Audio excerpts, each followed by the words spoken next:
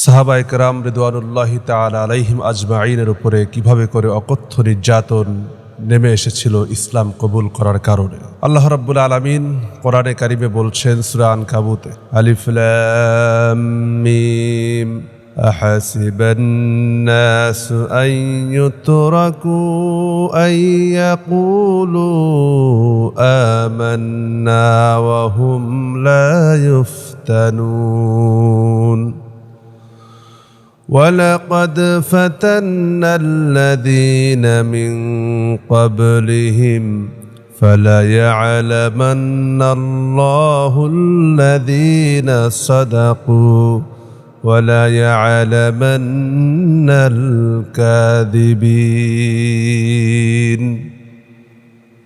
ألف لام ميم أحسب الناس أن يتركوا أن يقولوا آمنا।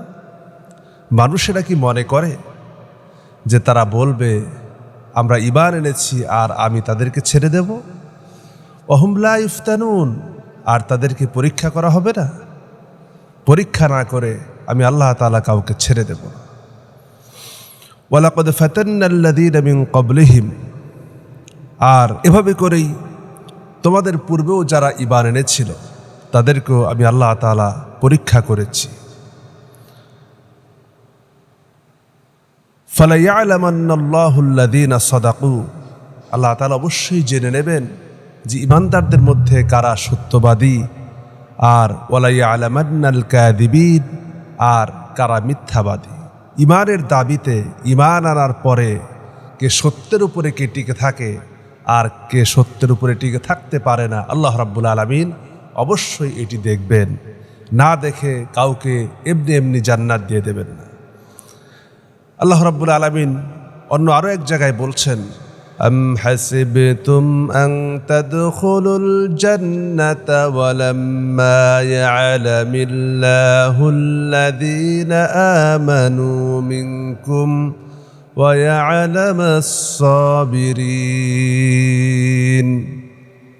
মানুষেরা কি মনে করে যে আমি তাদেরকে এমনি এমনি খুব সহজেই জান্নাত দিয়ে দেব?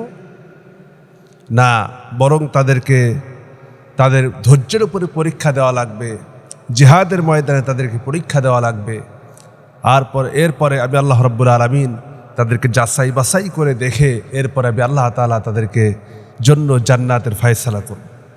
আল্লাহ রাব্বুল আলামিন হাবিব বলেছেন, হুফফাতিল জান্নাতু বিমাকারিহি ওয়া হুফফাতিন নারু বিশাহওয়াতি। জান্নাতকে ঘিরে রাখা হয়েছে অপছন্দনীয় বিষয় দ্বারা, আর হুফফাতিন নারি বিশাহওয়াতিহি, আর জাহান্নামকে ঘিরে রাখা হয়েছে পছন্দনীয় মানুষের প্রবৃত্তি দিয়ে, মানুষের আশা আকাঙ্ক্ষা চাওয়া পাওয়া, মানুষ যা চায় দুনিয়ায়, এসব উপকরণ দিয়ে আল্লাহ পাক জাহান্নামকে ঢেকে রেখেছেন, জাহান্নামকে ঘিরে রেখেছেন।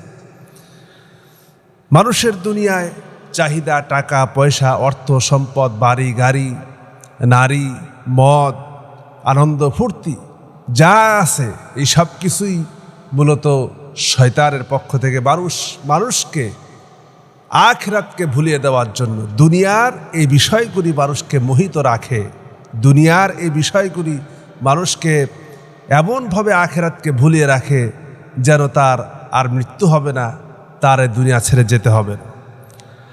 আর জান্নাত আল্লাহ সুবহানাহু ওয়া তাআলা এটিকে অপছন্দনীয়, অর্থাৎ মানুষের কাছে যা ভালো লাগে না, মানুষের কাছে যা অপছন্দনীয় হয়, মানুষের কাছে মৃত্যুর প্রস্তুতি নেওয়া অপছন্দনীয়, মানুষের জন্য দুনিয়ায় আল্লাহ পাকের বন্দেগীর মধ্যে দিয়ে একটি বাইন্ডিংয়ের মধ্যে দিয়ে জীবন পরিচালনা করা, এটি হচ্ছে মানুষের কাছে অপছন্দনীয়। দুনিয়ায় সকলেই চায় যে আমি আমার স্বাধীন মতো জীবন চলবো, কিন্তু মুসলমান যে সে তো প্রকৃত স্বাধীন থাকে না, তার স্বাধীনতা আল্লাহর কাছে বন্দী করে দেওয়া হয়, আল্লাহর সামনে আত্মসমর্পণ করা হয়, নিজের ইচ্ছাটাকে আল্লাহর সামনে বলিদান করা হয়। এর নাম হচ্ছে মুসলমান। যেহেতু ইচ্ছাটাকেই বলিদান করা হয়, ইচ্ছাটাকেই কোরবানি করা হয়, সেই স্বাধীনতা তো আর থাকে না। তো সাহাবায়ে কেরাম রিদওয়ানুল্লাহি তাআলা আলাইহিম আজমাইন, তারা যারা ঈমান এনেছিলেন মক্কায়, তাদের উপরে ইসলামের প্রকাশ্য দাওয়াতের পর থেকে নিয়ে তাদের উপরে শুরু হয়ে গেল প্রকাশ্যে নির্যাতন, নিপীড়ন। প্রকাশ্য দাওয়াতের সূচনা হলেও সে সময়ে সকলের ইসলাম প্রকাশ হয়নি। হাদিস শরীফে এসেছে, মুসনাদে আহমদের হাদিসে এসেছে, আব্দুল্লাহ ইবনে মাসউদ রাদিয়াল্লাহু তাআলা আনহু বলেন, আউয়ালু মান আযহারা ইসলামাহু সাবআতুন, রাসূলুল্লাহি সাল্লাল্লাহু আলাইহি ওয়াসাল্লাম ওয়া আবু বকর ওয়া আম্মার ওয়া উম্মুহু সুমাইয়াহ ওয়া সুহাইব ওয়া বিলাল ওয়া মিকদাদ। প্রথমত 7 জন ব্যক্তি প্রকাশ্যে ইসলাম গ্রহণ করেছেন এই ঘোষণা দেন। তার মধ্যে প্রথম ব্যক্তি হচ্ছেন রাসূল করিম সাল্লাল্লাহু আলাইহি ওয়াসাল্লাম। যেহেতু তিনি রসুল, তিনি দাওয়াত দিচ্ছেন, তিনি তো কবুল করেই দাওয়াত দিচ্ছেন। 2 নম্বরে ছিলেন হযরতে আবু বকর রাদিয়াল্লাহু তাআলা আনহু, 3 নম্বরে ছিলেন আম্মার, 4 নম্বরে সুমাইয়া, সুহাইব, বিলাল, মিকদাদ। এই 7 জন ব্যক্তি প্রথমে ইসলাম গ্রহণের ঘোষণা দেন। কিন্তু নবী করিম সাল্লাল্লাহু আলাইহি ওয়াসাল্লাম, তাকে তো আল্লাহ রাব্বুল আলামিন তার চাচার মাধ্যমে, চাচা আবু তালিবের মাধ্যমে আল্লাহ পাক তাকে হেফাজত করেছেন, এবং আবু বকরকে তার গোত্রের মাধ্যমে, যেহেতু তিনি একটি উঁচু গোত্রের ছিলেন, তাকে আল্লাহ সুবহানাহু ওয়া তাআলা সেখানে হেফাজত করেছেন।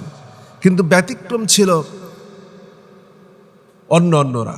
তারা দরিদ্র হওয়ার কারণে তাদের উপরে কাফেরদের, কুরাইশদের অকথ্য নির্যাতন, নিপীড়নের স্টিম রোলার চলেছে। আবু বকর রাদিয়াল্লাহু তাআলা আনহু, তিনিও নির্যাতন থেকে বাদ যান নাই, তার উপরেও কঠিন নির্যাতন করা হয়েছে, তাকেও কষ্ট দেওয়া হয়েছে।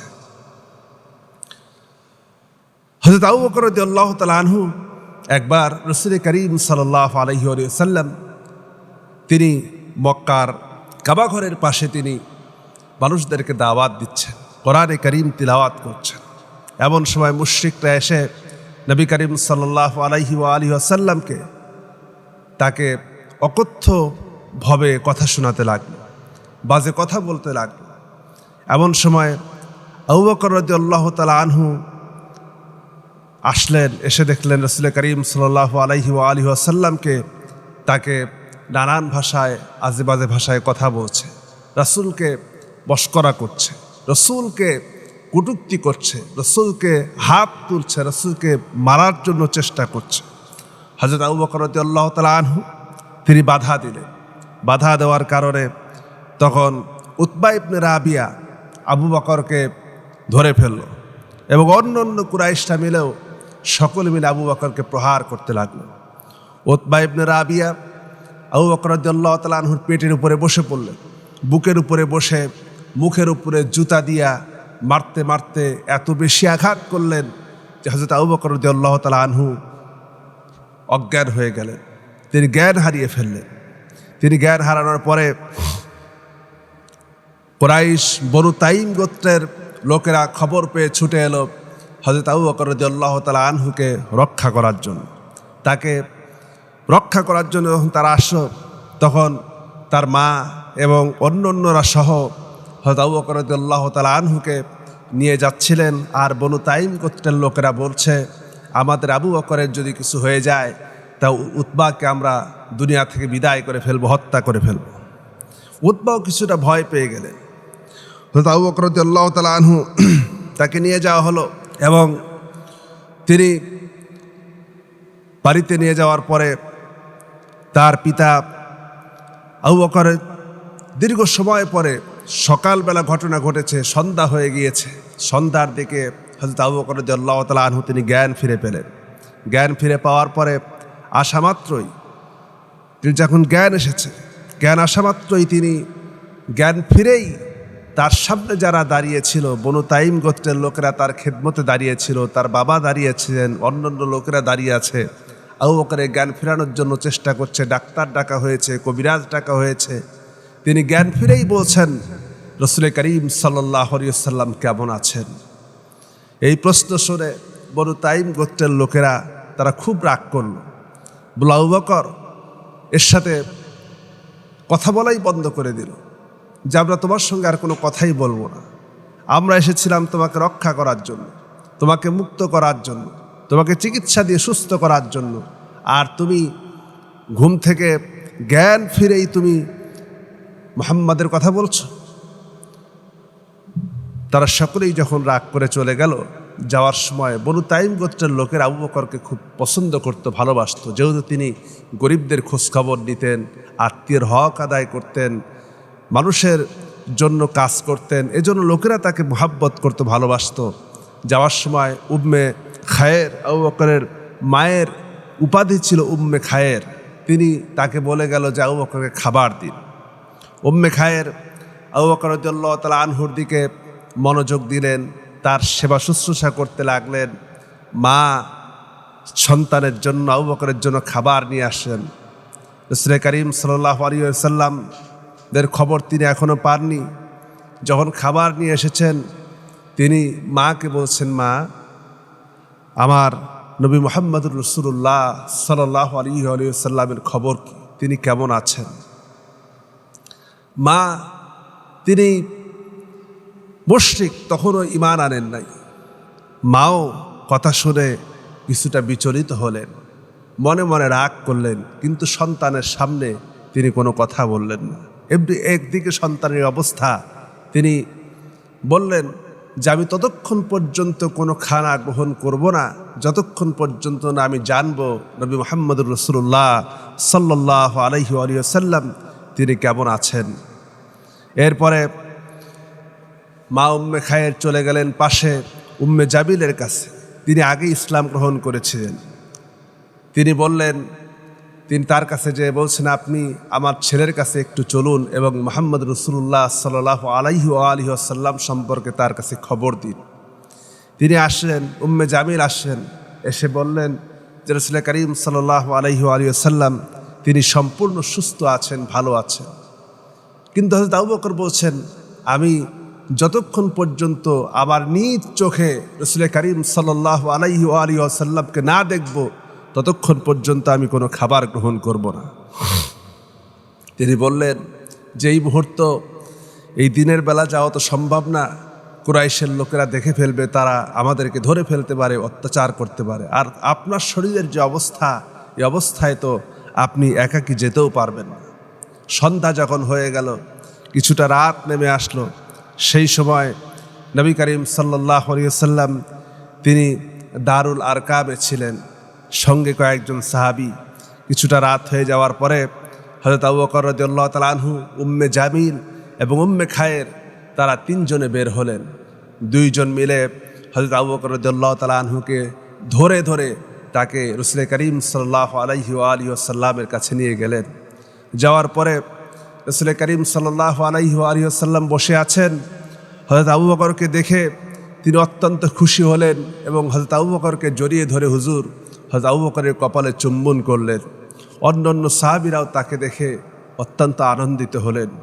কিন্তু এই দুরবস্থা দেখে রাসূল করিম সাল্লাল্লাহু আলাইহি ওয়াসাল্লাম আবু বকরকে সান্ত্বনা দিতে লাগলেন, খুব বেদনাহত হলেন, খুব কষ্ট পেলেন। হযরত আবু বকর আল্লাহ রসুলের এই বেদনা ভরা মুখ দেখে রসুলকে বলছেন, ইয়া রাসূলুল্লাহ, ইয়া হাবিবাল্লাহ, আমার মা বাপ, আমার সব কিছু আপনার জন্য কোরবান হোক, আপনি সুস্থ আছেন এটা দেখে আমার সমস্ত কষ্ট দূর হয়ে গিয়েছে ইয়া রাসূলুল্লাহ। শুধু তাই নয়, আপনি, আমার তো সামান্য শরীরে আঘাত লেগেছে, এটা আমার কোনো আঘাত নয়, কিন্তু আপনার শরীরে আঘাত লাগলে পরে সেটা আমার কলিজায় যে আঘাত লাগতো। এই ছিল, এত কষ্টের মধ্য দিয়েও, এত নির্যাতনের মধ্য দিয়েও, এত অসুবিধার মধ্যে দিয়েও তারা রসুলকে কিভাবে করে ভালোবাসতেন, মোহাব্বত করতেন। এরপরে রাসূল করিম সাল্লাল্লাহু আলাইহি ওয়াসাল্লাম তাকে বললেন, তুমি আমার কাছে কি চাও আবু বকর? হয়তো আবু বকর বললেন, আমি কিছুই চাই না, শুধু আপনি আমার মায়ের জন্য দোয়া করুন, আল্লাহ তাআলা যেন আমার মাকে হেদায়াত দান করে দেন। রাসূল করিম সাল্লাল্লাহু আলাইহি ওয়াসাল্লাম তিনি সঙ্গে সঙ্গে তার মায়ের জন্য দোয়া করলেন, আর আল্লাহ রাব্বুল আলামিনও সঙ্গে সঙ্গে রাসূল করিম সাল্লাল্লাহু আলাইহি ওয়াসাল্লামের দোয়া কবুল করে নিলেন। ওই জায়গাতেই তখন হযরতে আবু বকর রাদিয়াল্লাহু তাআলা আনহুর সামনে তার মা কালিমা পড়ে ওইখানেই সাথে সাথে মুসলমান হয়ে গেলেন। এভাবে করে অন্যান্য সাহাবীদের উপরেও, যেখানে আবু বকর রাদিয়াল্লাহু তাআলা আনহু তার উপরে যদি এই কঠিন নির্মম নির্যাতন নিষ্ঠুর আচরণ করতে পারে মুশরিকরা, তাহলে অন্যান্য সাহাবীদের সঙ্গে কেমন আচরণ করেছে আপনারা খুব ভালো করেই বুঝতে পারছেন। কারণ হয়তো আবু বকর রাদিয়াল্লাহু তাআলা আনহু তিনি তো ছিলেন সম্ভ্রান্ত বংশের এবং উচ্চভিলাষী ব্যবসায়ী, অর্থ সম্পদওয়ালা নেতৃত্ব শ্রেণীর, তার উপরেই তারা এভাবে করে নির্যাতন নিপীড়ন চালিয়েছে। শুধু তাই নয়, ওসমান রাদিয়াল্লাহু তাআলা আনহু তিনি যখন ইসলাম গ্রহণ করেন তার উপরেও নির্যাতন করা হয়েছে, নিপীড়ন করা হয়েছে। হযরতে বেলাল রাদিয়াল্লাহু তাআলা আনহু কি পরিমাণ নিষ্ঠুর নির্যাতন নিপীড়ন করা হয়েছে যা আমাদের মোটামুটি সকলের জানা। এটি আমি বিস্তারিত বলতে, মরুভূমির বালির উপরে শোয়াই দিয়েছে। যখন মরুভূমির বালি যখন রোদের তাপে উত্তপ্ত হয়ে গিয়েছে, যখন তার উপরে পাও রাখার মতো কোনো উপায় নাই, তখন হযরতে বেলাল রাদিয়াল্লাহু তাআলা আনহুকে সেই মরুভূমির বালির উপরে শোয়াই দিয়ে তখন উটের রশির সঙ্গে তার পা বেঁধে দিয়েছে। সেই মরুভূমির বালির উপরে টানতে থেকেছে। যখন প্রচণ্ড তাপে শরীর ঝলসে যাচ্ছে, সেই সময় তার বুকের উপরে পাথর চাপা দিয়েছে। পাথর চাপা দিয়ে তখন তাকে নির্যাতন করা হয়েছে। সে সময়ও হযরতে বেলাল রাদিয়াল্লাহু তাআলা আনহু, যিনি জীবনের মায়া করেন নাই, আত্মার মায়া করেন নাই, শরীরের মায়া করেন নাই, একমাত্র ঈমানের বলে বলিয়ান হয়ে সে সময় তার মুখ থেকে বের হয়েছে আহাদ আহাদ। আমরা তো সামান্য একটু কষ্টের কারণেই আমরা ঈমানের সঙ্গে আতাত করে ফেলি। আমরা একটু জেলখানার ভয়ে, একটু নির্যাতনের ভয়ে, একটু নিপীড়নের ভয়ে, একটু দুনিয়ার অসুবিধার ভয়ে আমরা ঈমানের সঙ্গে আপোষ করে ফেলি। অথচ সাহাবায়ে কেরাম রিদওয়ানুল্লাহি তাআলা আলাইহিম আজমাইন তারা জীবন দিয়েছেন, জীবন বিলিয়ে দিয়েছেন, তবুও তারা ঈমানের সঙ্গে আপোষ করেননি। এই জন্যই হযরত ওমর রাদিয়াল্লাহু তাআলা আনহু বলতেন, আবু বকরিন সাজ্জিদুনা ওয়া আতাকা সাজ্জিদানা ইয়ানি বিলালান। আবু বকর হচ্ছে আমাদের নেতা, আর তিনি আরেকজন নেতাকে দাসত্ব থেকে মুক্ত করেছেন, তিনি হচ্ছেন হযরতে বেলাল রাদিয়াল্লাহু তাআলা আনহু। হযরত ওমরের মতো মানুষ হযরতে বেলালকে নেতা বলেছেন। কেন এই জায়গায় আসতে পেরেছেন? শুধুমাত্র এই যে নির্যাতন নিপীড়ন কষ্টের মধ্য দিয়েও তারা ইসলামের উপর অটল ছিলেন। আল্লাহ রাব্বুল আলামিন জান্নাতের সুসংবাদ দিয়েছেন। ইয়াসির রাদিয়াল্লাহু তাআলা আনহু, ইয়াসিরের পরিবারের উপরে কি পরিমাণ নির্যাতন করা হয়েছে। ইয়াসির এবং সুমাইয়া এই দুইজনের পুত্র হচ্ছেন আম্মার রাদিয়াল্লাহু তাআলা আনহু। ইয়াসির এবং সুমাইয়া দুজনকেই কাফেররা মেরে ফেলেছে।